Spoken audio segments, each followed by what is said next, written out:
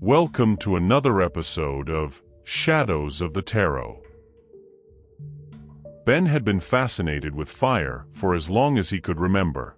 As a child, he would sit for hours by the campfire during family camping trips, mesmerized by the flickering flames his dad would build. He often tried to pick up pieces of wood with one end still burning and spin them around, much to his parents' amusement and concern. Looking back, this might have been where his love for fire twirling began. In his teenage years, Ben's fascination turned into a hobby. He began researching how to fire twirl and soon became quite skilled at it, practicing regularly in the backyard. His mum didn't mind. It was a relatively inexpensive hobby as long as she only had to buy Kevlar for the ends of his sticks.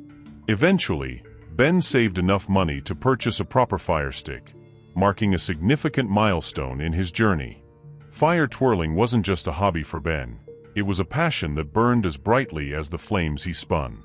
He dreamed of one day entertaining crowds with his fiery displays, spending countless hours perfecting spins, tricks, and intricate routines. The dance of fire captivated him, but it wasn't just the physical aspect of twirling that drew him in. It was the challenge of mastering the element that he found so fascinating. Despite his growing skills, Ben often struggled with confidence. He doubted his ability to captivate an audience, hesitating at the edge of the spotlight whenever the opportunity to perform arose. His inner turmoil created a constant battle between his fiery passion and his self-doubt. Yet, each performance he attempted felt like a courageous leap into the unknown, a testament to his determination to let his talent shine. Ben often attended meetups where fire twirlers gathered to practice and share tips. It was at one of these meetups that he met Stella. Stella was everything Ben wasn't: confident, outgoing, and fearless. But as the saying goes, opposites attract, and from the moment they met, they clicked. Stella wasn't primarily a fire twirler. She focused on poise and was deeply involved in drumming. Together, her rhythmic beats and his fiery performances created a captivating mix. Their shared passion for performance brought them to the beach often, where drummers and fire twirlers gathered to put on impromptu shows for nighttime crowds. The beach became their sanctuary, a place where the rhythmic pounding of drums intertwined with the mesmerizing twirls of fire. While Ben wasn't much of a drinker, he'd usually have a couple of drinks to relax and boost his confidence before performing. One weekend, the drummers planned a full weekend of music and fire at the beach. Excited, Ben and Stella decided to make a trip of it and booked a cabin at the nearby caravan park. On Saturday morning, they headed into town to pick up groceries and explore. Walking along the promenade, they came across a row of stalls and a beautifully set-up tarot reading tent that immediately caught Stella's eye. The tent had an air of mystery about it. Purple nets draped elegantly around its corners, tied with black ribbons that swayed gently in the breeze. Inside, a round table adorned with a gold tablecloth took center stage, surrounded by candles, a salt lamp, and a glass bowl. 2 decks of cards lay neatly on the table. Behind it sat Elise, the tarot reader, who greeted them warmly and gestured for them to enter. Elise asked them to take care of the payment first, instructing them to place the money in the glass bowl. Stella, ever the enthusiast, told Elise how much she loved having her cards read, while Ben admitted he was a first-timer and a bit skeptical. Elise smiled knowingly and began the reading, starting with their past, present, and future. She then invited them to choose a card from her antique deck. Ben hesitated before finally picking a card. When he revealed it, Elise's eyes lit up. It was the Magician. She complimented him on his choice, explaining that it was an excellent card, symbolizing his skills, abilities, and the resources available to him for success. The card's advice was clear: to reach his fullest potential and stop holding himself back. Intrigued, Stella asked what the card's opposite meaning could be.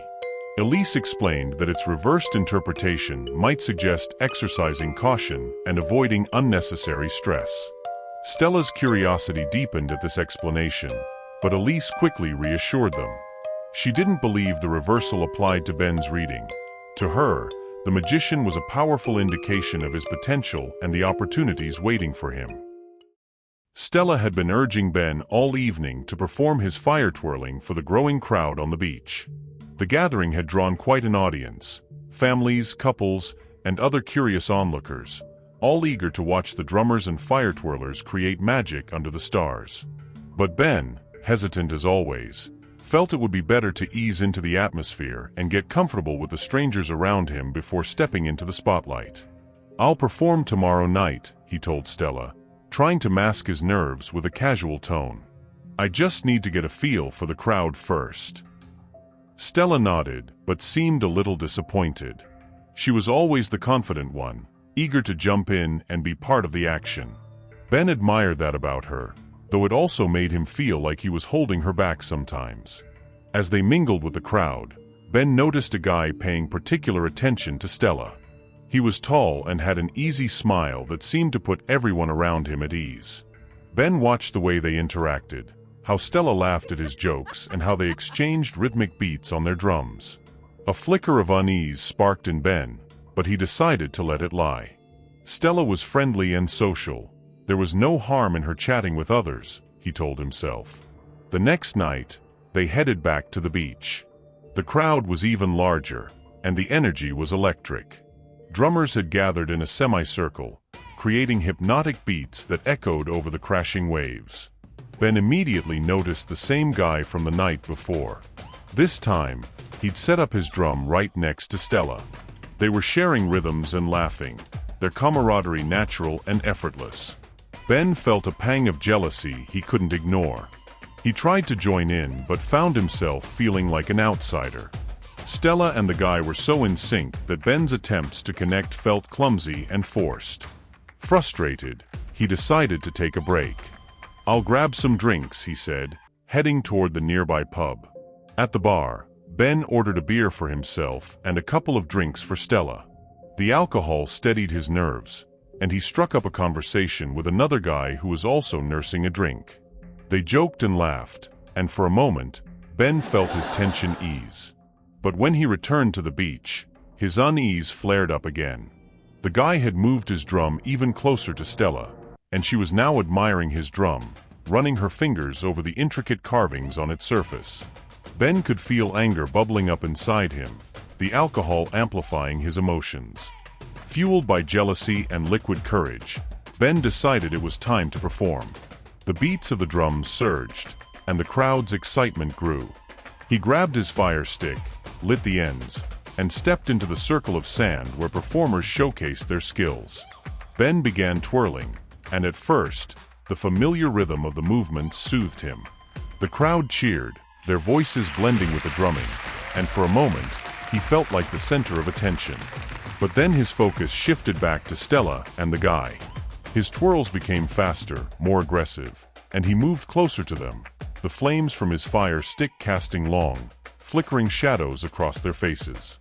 The guy looked up, annoyed. "Hey man, can you move? You're too close," he called over the sound of the drums. But Ben ignored him. The alcohol coursing through his veins made him feel untouchable, invincible even. He kept twirling, the flames spinning dangerously close to the guy's drum. "Back off," the guy shouted, standing up now, his tone more commanding. Ben smirked but stumbled slightly, the heat of the fire and the dizziness from the drinks clouding his coordination. The crowd seemed to sense the tension, their cheers growing quieter as the scene unfolded. Realizing he was drawing too much negative attention, Ben moved farther down the beach. His movements became more erratic, the fire spinning wildly as his control wavered. The sand beneath his feet felt unstable, and the world around him seemed to blur. Ben didn't normally wear a shirt when he was fire twirling, but in his drunken haze, he'd forgotten to take it off before starting. As he continued to twirl, sweat dripped down his face, and he unbuttoned his shirt, hoping to cool down. Somehow, in a freak accident, the loose fabric caught the flame. At first, no one noticed. Everyone was focused on the drumming and the dancing firelight. Ben felt the heat and tried to pull the shirt off, but he only managed to tangle himself further.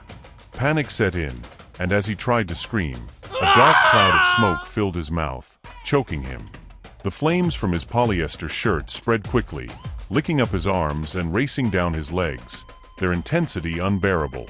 The guy next to Stella noticed first. "What the hell is he doing over there?" "That's a lot of flames," he said, his voice urgent. Stella turned and froze in horror.